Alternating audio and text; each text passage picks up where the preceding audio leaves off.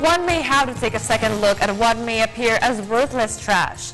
As a group of artists find out, reusing or recycling them not only helps environment protection, but also bring added income. This report.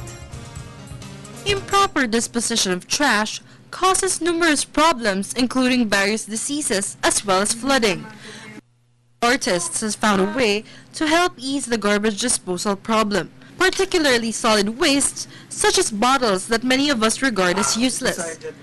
Architect and artist Marie Franco shows us how in his art exhibit entitled Aesthetic Fusion this coming September. Sir, please do tell us about this artwork that we're going to be expecting you would have in August. We hope to show them a lot of very good designs that they could use using PET bottles. Kasi we believe na sa ganung paraan, using art as a medium is a very important thing para talagang yung awareness ng mga tao na-focus din sa mga problema that we're trying to project into the exhibit. Data from studies show that 1,500 pieces of bottles worldwide are put to trash every second. Topping such list are PET bottles from soft drinks, with water bottles coming in second.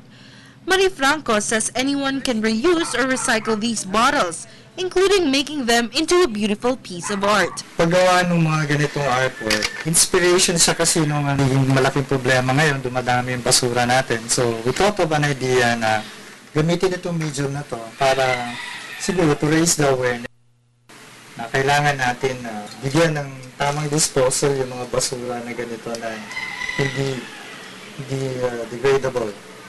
So nakakagawa po pala ng isang magandang artwork yung nito at kaya po naging tema. Thank you for appreciating. Tema po ang aesthetic fusion. Yes, that's what we want to project. That's ang magiging viewers namin na exhibit. So aside from this, sir, marami pa po palang klase. Like may mga ganitong klaseng shape. Yes, this is just one design that you could use with plastic bottles. Ito po yung bottom, no? Bottom ng plastic bottles. Correct. Yeah. So sa isang plastic bottle po pala marami. Pwede nyo pong gamitin klase ng paghugis o paghalma ng art. Talagang may inganyo kang gumawa kasi mag-guide ka na rin ng shape ng particular bottle, di ba? For People's Television, Jackie Sai.